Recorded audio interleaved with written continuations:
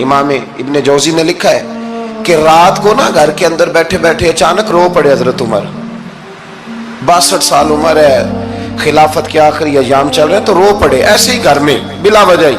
आपकी अहलिया ने, जौजा ने बेटे को उठाया, फरमाया पता करो तुम्हारे बाप को क्या मसला है, कहीं कोई तकलीफ तो नहीं, दर्द तो नहीं, साहबजादे आए। अब्बा जी क्या बात है? फरमाया अम्मा को बुलाओ। सब लोग जमा हो गए तो जनाब उमर फारूक रदी अल्लाह ताला अन्हो फरमाने लगे कि बैठो मेरे इर्द गिर्द। सब बैठ गए तो फरमाने लगे आज जब मैं मस्जिद से निकला था तो मेरे नबी पाक के सच्चे सहाबा, सच्चे रसूल के सच्चे सहाबा, हुजूर के सच्चे गुलाम ये कह रहे थे कि उमर बड़ा ही अच्छा है, अदल वाला है, इंसाफ वाला है। तो अब्बा जी इसमें रोने वाली क्या बात है? तो फरमाने लगे डर ये लगता है कि बाहर तो मैं अच्छा था, कहीं घर में तो नहीं कोताहियां करता रहा। मेरी बात पे तवज्जो करना, कहीं घर में आप बातें सुन लें तो शायद जितनी मैं करता हूं दूसरा कारी कोई ना सके, लेकिन जब अमल के रास्ते पे हम निकलते हैं तो वो मसदूद है, वो बंद है। अमल किसने करना है? आप कोई आयत पढ़े तो यहां गलती निकालने वाले 20 लोग मिल जाएंगे, 20 लोग, लेकिन उस आयत पे अमल करने वाले कितने मिलेंगे? तो हजरत उमर फारूक रो रहे थे, कहने लगे कहीं तुम्हारे हुकूक तो नहीं पामाल करता रहा। तो आपकी अहलिया ने जब सुना तो वो कहने लगी उमर मुझे तो बड़ा पुराना शिकवा है, आपका जाहो जलाल इतना था मैं बात नहीं कर सकी। उमर तुमने सारा दिन मस्जिद में गुजार दिया और सारी रात निकाब ओढ़ के मदीने की गलियों में गुजार दी, मैं तो जिंदगी की कोई खुशी देख ही नहीं सकी। चाह तो मेरे अंदर भी थे ना कि मेरा शौहर कुछ घड़ियां बैठता, कहीं मुझे लेके जाता, तो मैं तो कुछ नहीं देखा, मुझे बड़ा शिकवा है। तो हज़रत उमर कहने लगे चल अल्लाह की रिजा के लिए माफ कर दे। भाई माफी बीवी से नहीं मांगी जा रही, माफी अपनी गलती की मांगी जा रही, ये समझ ले। बीवी के लिए तो खामद का बहुत बड़ा मकाम है ना, लेकिन यहां गलती किस बात की है? अपनी कमजोरी पर गलती का इतराफ करके माजरत का सवाल किया जा रहा है। तो हजरत उमर कहने लगे माफ कर दे। तो अहलिया कहने लगी मैं नहीं माफ करती, मेरी शर्त पूरी करें। फरमाया वो क्या? फरमाने लगी क़यामत में जब अल्लाह आपके लिए जन्नत का हुक्म देगा तो आप मेरी सिफारिश करेंगे अल्लाह की बारगाह में? सिफारिश करेंगे कि या अल्लाह मुझे कपड़े धो के देती थी, मेरी इज्जत की हिफाजत करती थी, मेरे बिस्तर को पाक रखती थी, कहेंगे? तो हज़रत उमर फरमाने लगे तेरे साथ वादा रहा, रब ने अगर उमर को अपने फजल, अपने करम और अपने महबूब के सदके जन्नत दी तो उमर तेरे बगैर जन्नत में नहीं जाएगा। अमल का रास्ता, अमल का रास्ता देखे ना। 2 दफा उस्ताद बात करता है, 2 दफा, और कोई ज्यादा, एक तो है ना कि एमए और जनाब एमएड और एमफिल और फिर पीएचडी किस्म का उस्ताद। एक वो जो मैट्रिक पीटीसी टीचर है ना, वो 2 दफा स्टूडेंट को काम कहे तो तीसरी दफा वो नाराज हो जाता है, कहता है मैं 2 दफा कहा है। बच्चे को आप 2 दफा कहते हैं और अगर तीसरी दफा कहना पड़े तो गुस्सा आता है नहीं आता? भाई तूने इतनी दफा कहा, तू समझ नहीं रहा बात को। और अगर अल्लाह करीम कुरान मजीद में सैकड़ों दफा कहे नमाज पढ़ो, सैकड़ों दफा, और ये बहाने कर रहा है, ये भी प्रोग्राम बना रहा है, फिर कहता है मैं बेचैन रहता हूं, मैं बेकरार रहता हूं। अमल का रास्ता इसको इख्तियार करें, आप सुकून में रहेंगे। बदअमल आदमी और बेअमल आदमी ये हमेशा परेशान रहते हैं, हमेशा। अमल करें, तौबा करें तो फिर बदल जाएं, फिर तब्दीली आए। और ये कोई मुश्किल काम नहीं, जो बदलने वाले थे वो बदल गए। बड़ा कुछ करते थे पर फिर वो लोग बदल गए। हजरत फुजाला रदी अल्लाह ताला अन्हु कहते हैं कि मैं बड़ा दिलदादा था औरतों का, और मेरा माहौल ये था कि मैं कत्ल भी कर लेता था, माज़अल्लाह चोरी भी कर लेता था, और रात मेरी तबीयत थी माज़अल्लाह नई से नई औरत के पास जाना। कहते हैं अबू जाल ने ऐलान किया कि जो नबी पाक अलैहिस्सलाम का सर अक़दस माज़अल्लाह काट के लाएगा, नकले कुफ्र कुफ्र न बाशर, 100 सुर्ख ऊंट इनाम मिलेगा। तो मैंने इरादा कर लिया कि मैं बहुत सारा इनाम हासिल करूंगा।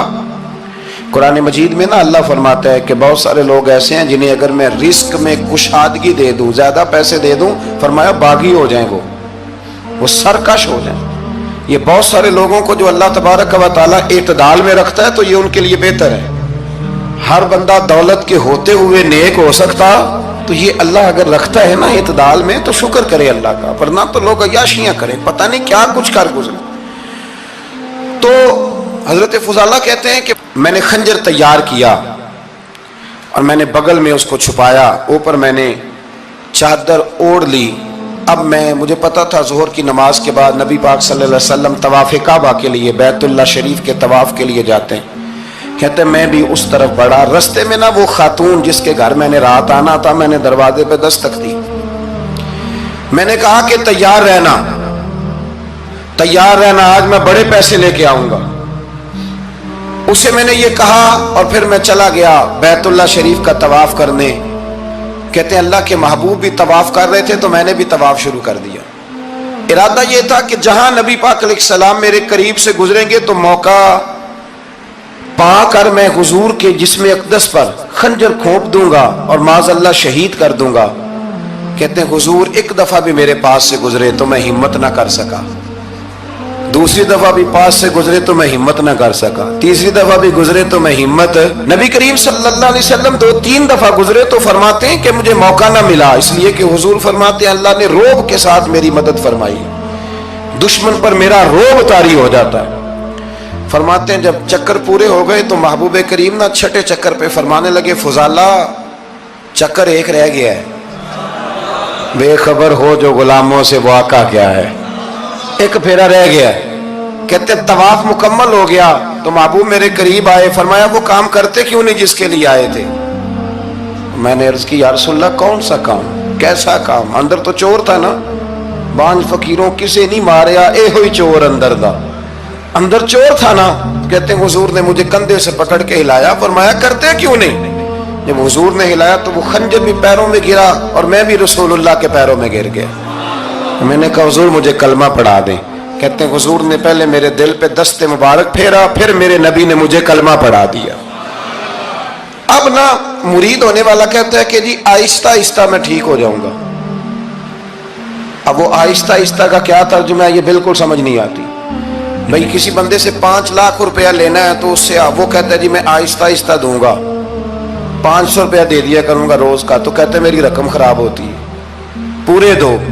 اور نیکی کی بات جب آتی ہے تو کہتے ہیں حضرت صاحب دین اتنا سخت نہیں ہے، میں آہستہ آہستہ ٹھیک ہو جاؤں گا۔ اب میں مغربی شاب پڑھنی شروع کر دیا میں نے، اب میں تسبیح لے لی ہے، کل میں نے بھی آہستہ آہستہ میں ٹھیک ہو جاؤں۔ یعنی رقم لینی ہو تو وہ آہستہ آہستہ قبول نہیں ہے، لیکن اور مکان کی رجسٹری اگر کرانی ہو تو مالک مکان کہے کہ آہستہ آہستہ کرا لو، کہتے ہیں پیسے پورے دیے، سویرے چل اور بیان دے۔ یہ کیا بات ہوئی؟ یہاں یہ جو ہمارا ماحول تھا نا کر لیں گے ہو جائے گا، یقین کریں لوگ قبروں میں چلے گئے ہیں پر مسجدوں میں نہیں آئے، ہر کام سے لوگ ریٹائر ہوئے پر گناہوں سے ریٹائر نہیں ہوئے، آخر تک تباہی اتر گئی لیکن لوگ بدلنے کو تیار نہ ہوئے۔ حضرت فضالہ کہتے ہیں ابھی میں نے کلمہ پڑھا، ابھی میں واپس آیا، رستے میں وہ بی بی کھڑی تھی، کہتے ہیں میں وہ شخص تھا کہ عورتیں مرتی تھی میرے اوپر اور کسی کی جرت تھی کہ وہ آئیں بائیں شائیں کرے، لیکن فرماتے ہیں میں بی بی کے پاس سے گزر گیا، پہلے تو اس کا خیال تھا رکے گا، لیکن جب میں رکا نہ تو دروازے پہ آئی، اور جب میں گزر گیا تو اس نے آواز دی، لیکن میں نے سنی انسنی کر دی، جب آگے بڑھا تو میرے پیچھے دوڑی۔ فرماتے ہیں مجھے پکڑ کے کہنے لگی فضالہ تجھے کیا ہوا، تو وہی نہیں جو یہاں سے گیا تھا؟ آپ فرماتے ہیں میں کبھی نہیں رویا تھا، میں کبھی نہیں رویا تھا، اور جب کہا نا تو وہی نہیں، کہتے میں نے سر اٹھایا تو میری آنکھوں میں آنسو تھے، میں نے کہا میں جو گیا تھا وہ نہیں ہوں، اب تو میں محمد عربی کا غلام بن گیا، اب میں وہ نہیں ہوں، اب نہیں ہو سکتا کہ کوئی میری نظر میلی ہو جائے، یہ کیسے ممکن ہے؟ اب نا اسلام کی تعریف ہم نے یہ کی ہے کہ خبردار کوئی ہمارے قریب نہ آئے، ہم کسی کو بات نہیں کرنے دیتے کہ ہم مسلمان ہیں، ہم بات نہیں کرنے دیتے۔ پتہ کیا بات ہے، ایک میری یہ تقریر ہوتی ہے ممبر پہ اور ایک میرا عمل ہوتا ہے جب میں سفر کرتا ہوں، جب میں گاڑی میں بیٹھتا ہوں، جب میں دوستوں سے ملتا ہوں، جب ان دونوں باتوں میں تضاد آتا ہے نا، تضاد، تو لوگ تقریر کو جذبات نہیں کہتے، ایک فن بن جاتی ہے تقریر۔ آپ کو پتہ ہے نا وائزین نعت خواں کہتے ہیں میں نے محفل لوٹ لی، پھر لوگ شمار کرتے ہیں کتنے لوگوں نے سبحان اللہ کہی، پھر لوگ شمار کرتے ہیں کہ آج 5 بندے روئے بھی تھے جب میں تقریر کر رہا تھا۔ تو پھر یہ فن ہے، یہ جذبات کا اظہار۔ سمجھ لیں بات کو کہ عمل جب آپ نہیں نہ کرتے عمل، تو آپ خود بڑے بے چین رہتے ہیں کہ یار یہ میں کیا کر رہا ہوں، یہ کون سا گورکھ دھندا ہے کہ میرا عمل صفر ہوتا جا رہا ہے۔ ہمارے ایک استاد تھے تو وہ فرمایا کرتے تھے کہ اگر پڑھے لکھے آدمی کو تم بے عمل دیکھو تو اس سے دور ہٹ جایا کرو، ورنہ تمہیں بھی بے عمل کر دے گا۔ میں نے ان سے عرض کی، میں نے کہا حضور یہ کیا ہے؟ تو فرمانے لگے اپنے حضرت صاحب سے پوچھنا، وضاحت کریں گے۔ میں نے حضرت صاحب سے کہا جی عجیب بات کر دی ہے، علم والے بندے کے پاس بیٹھ کے تو علم آتا ہے۔ تو وہ فرما رہے تھے کہ علم والے بندے کے پاس اگر وہ بے عمل ہو تو بالکل نہ بیٹھنا۔ تو حضرت صاحب فرمانے لگے انہوں نے صحیح کہا ہے۔ اب بات بہت بڑی ہے، پتہ نہیں آپ کی سمجھ میں آتی ہے نہیں آتی، بہرحال کر دیتا ہوں۔ پڑھا لکھا بندہ اگر بے عمل ہو تو اس کے پاس، تو میں نے کہا حضور کیوں؟ فرمانے لگے اس لیے کہ وہ اپنی بے عملی پر بھی دلائل دے گا۔ حضرت عمر فاروق رضی اللہ تعالی عنہ، حضرت سیدنا ابو موسیٰ اشعری کہتے ہیں کہ میں نے نا صفائی کی، مال غنیمت کی میں نے صفائی کی، تو 1 دینار مجھے نا کہیں پڑا ہوا مل گیا۔ تو فرماتے ہمیں اجازت ہوتی تھی کہ 1 دینار ہم اپنی مرضی سے کہیں خرچ کر سکتے۔ حضرت عمر کے بیٹا گزر رہا تھا تو حضرت ابو موسیٰ اشعری کہتے ہیں میں نے صفائی کی تو 1 دینار نکلا، تو میں نے وہ 1 دینار نا حضرت عمر کے بیٹے کو دے دیا۔ میں نے کہا لو بیٹا اپنے چچا کی طرف سے تحفہ۔ اور گھر جا کے انہوں نے حضرت عمر کو بتایا کہ چچا نے پیسے دیے ہیں، چھوٹے بچے تھے۔ حضرت عمر نے حضرت ابو موسیٰ اشعری کو بلا لیا اور بلا کے فرمانے لگے میں تو تمہیں اپنا دوست جانتا تھا اور تم نے میری اولاد کو ہی دنیا دار بنانا شروع کر دیا، میرے بچوں کو ہی تم نے دنیا دار پیسوں پہ لگانا شروع کر دیا، میں تو تمہیں یار سمجھتا تھا۔ فرمایا تمہیں چاہیے تھا میرے بیٹے کو نصیحت کرتے کہ بیٹا پیسوں سے رب راضی نہیں ہوتا، اس کی رضا والے کام کیے جائیں تو رب راضی ہوتا ہے۔ اور فرمایا تمہیں کوئی اور گھر نہیں ملا تھا تباہ کرنے کے لیے، میرا ہی گھر ملا تھا، اٹھاؤ اپنا دینار اور خبردار آج کے بعد میرے بچوں کے ساتھ یہ والی نیکی نہ کرنا۔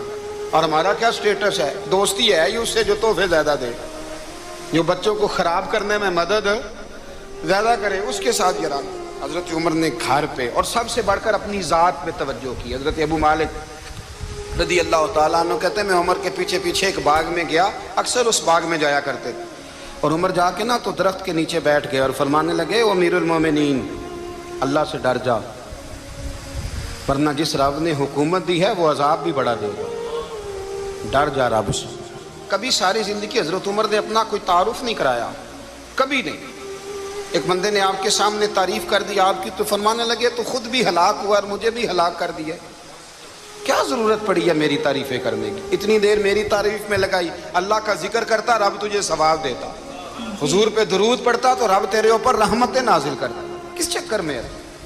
آج جتنا اچھی کوئی خوشامد کرے اتنی اچھی وزارت ملتی ہے، جتنی اچھی اس کو جو ہے وہ چاپلوسی کرنی آیا درجہ بھی اسے اتنا ہی اچھا ملتا ہے۔ حضرت عمر فاروق رضی اللہ تعالیٰ عنہ آپ کے بیٹے کہتے ہیں، صاحب فتوح الشام نے لکھا ہے، آپ کے صاحبزادے کہتے ہیں میں نکلا تو میرے ابا جی نا اپنی پشت پر مشکیزہ رکھ کے کنویں سے پانی بھر کے آ رہے، میں دوڑ کے آگے گیا، میں نے کہا ابا جی مجھے دے دے۔ فرمانے لگے بیٹا تیرا کیا خیال ہے، کوئی اور نہیں تھا مشکیزہ بھر کے لانے کے لیے، تیرا کیا خیال ہے؟ کہا ابا جی بڑے لوگ تھے پر آپ کیوں اٹھا رہے ہیں؟ فرمانے لگے نفس نا ذرا میرا بڑا ہو گیا تھا، اسے ذرا ذلیل کر رہا ہوں، ذرا اپنا محاسبہ کر رہا ہوں، یہ مجھے کہہ رہا تھا تو بڑی چیز ہے، تو میں نا ابھی مشکیزہ گھر رکھ کے آؤں گا، پھر تیری ماں نے مجھے کہا ہے کہ گھر میں لکڑیاں کوئی نہیں جلانے کے لیے، پھر میں جنگل سے لکڑیاں کاٹ کے لاؤں گا۔ اب میں امیر المومنین بن کے نا تو میرا نفس تھوڑا بڑا ہو گیا۔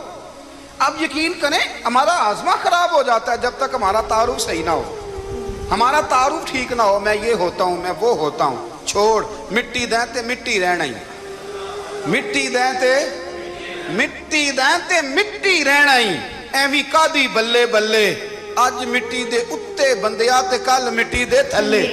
حضرت عمر فاروق اللہ اکبر، حضرت عمر جیسا بندہ 24 لاکھ مربع میل کا حکمران، اور شاہ روم کو خط لکھ کے کہتا ہے میں منت نہیں کرتا میں حکم دیتا ہوں، اتنا تگڑا بندہ جنگ قادسیہ کے لیے حضرت سعد بن ابی وقاص کو بھیجا، فتوح الشام پڑھ کے دیکھیں۔ حضرت عمر بڑے پریشان ہیں، اتنے دن ہو گئے کوئی رپورٹ ہی نہیں آئی۔ اب تو موبائل ہے نا، ایک ایک منٹ کی رپورٹ لیں آپ، بلکہ آپ ایک منٹ کی فوٹو لیں، آپ رپورٹ تو دور رہ گئی۔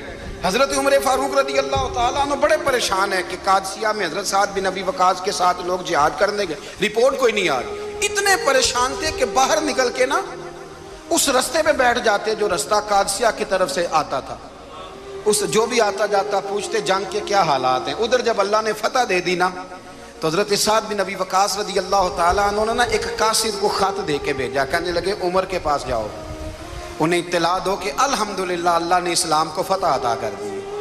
یہ حضرت عمر کو جا کے دینا، وہ بڑے پریشان ہوں گے۔ وہ جو اس زمانے میں اس طرح ہوتا تھا کہ کئی دور دور سے صحابہ جو دوسرے شہروں کے ملکوں کے رہنے والے ہوتے تھے وہ بھی آ کے شامل ہو جاتے تھے جہاد میں۔ کوئی ایک دفعہ مدینے آیا، کوئی 2 دفعہ آیا، پھر اپنے اپنے علاقوں میں بہت سارے لوگوں نے زیادہ دفعہ حضرت عمر کو دیکھا بھی نہیں تھا۔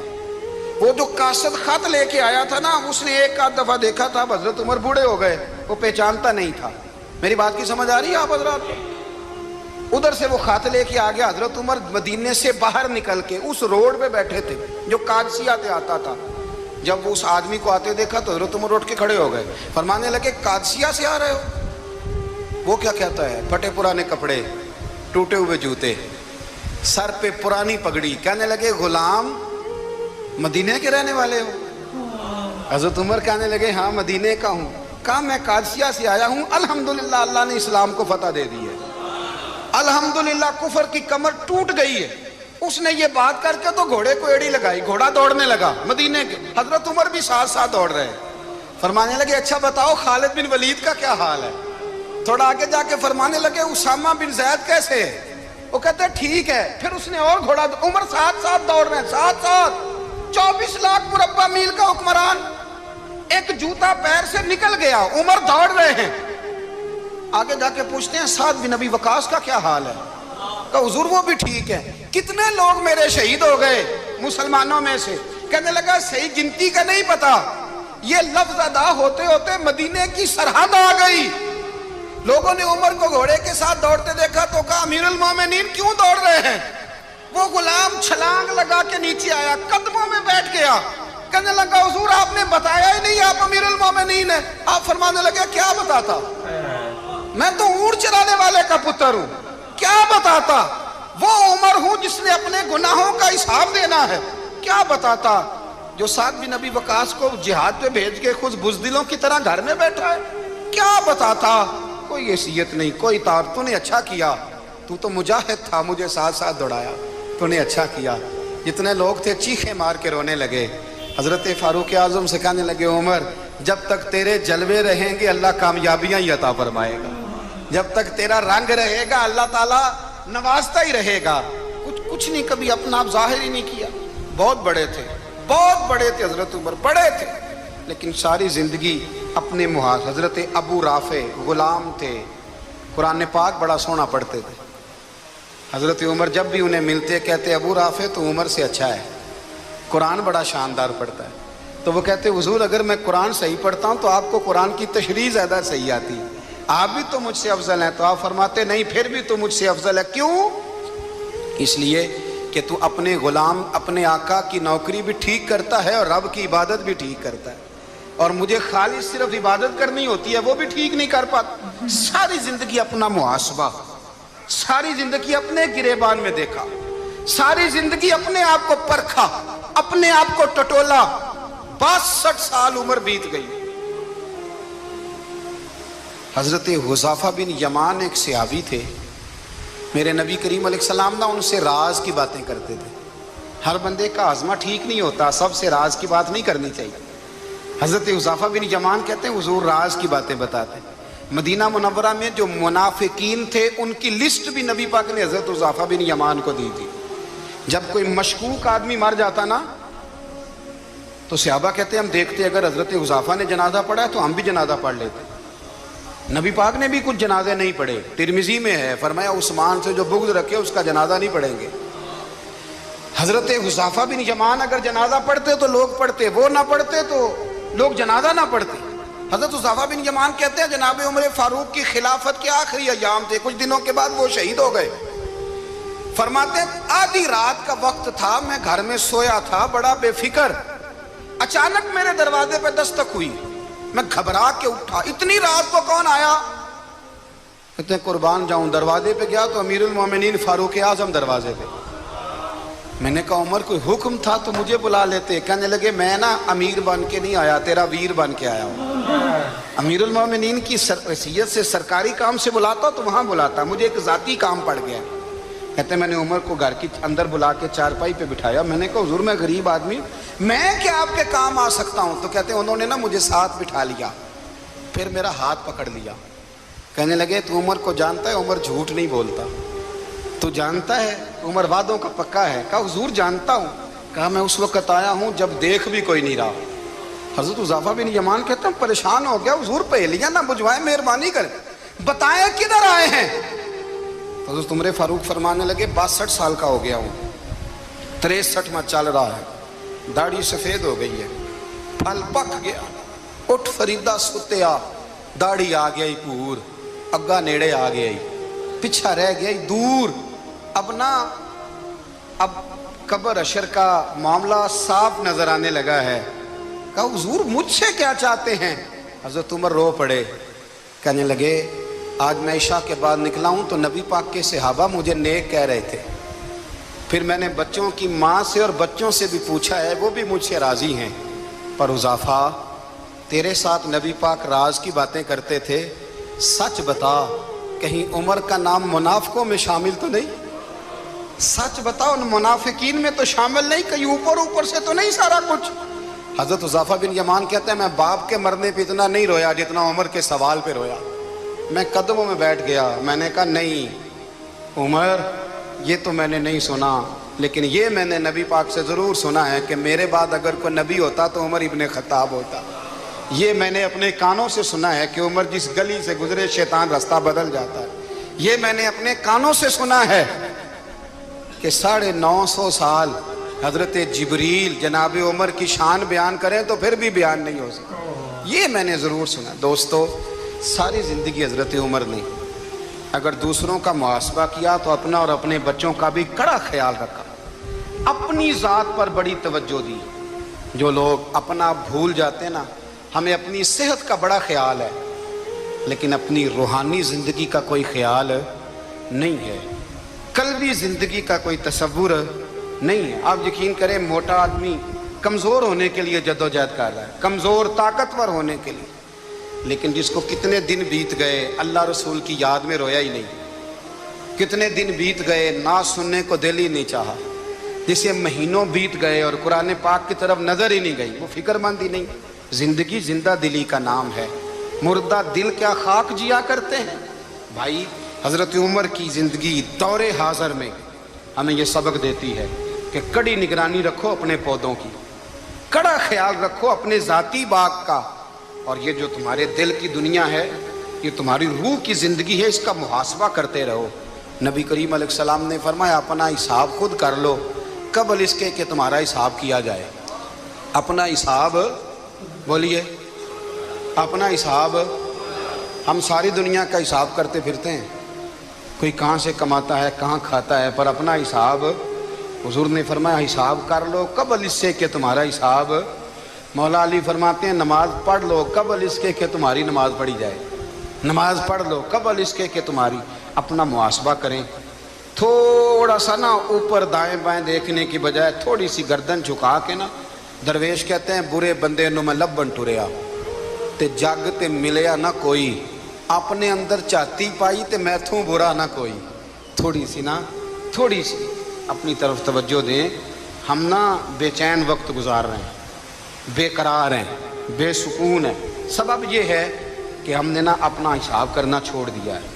حساب کرو گے، بے حساب تو بندہ روٹی کھا لے تو بیمار ہو جاتا ہے، اور اگر زندگی بے حساب گزرے، گناہوں کا حساب ہی نہ کیا جائے، تقوی کی طرف توجہ ہی نہ کی جائے، تو پھر زندگی دشوار ہو جاتی ہے۔ اور اللہ پوری امت مسلمہ کو ایک حضرت عمر فاروق رضی اللہ تعالیٰ عنہ کے طریقے پر چلنے والا لیڈر عطا فرما، ہمیشہ مدحت خیر الانام میں گزرے۔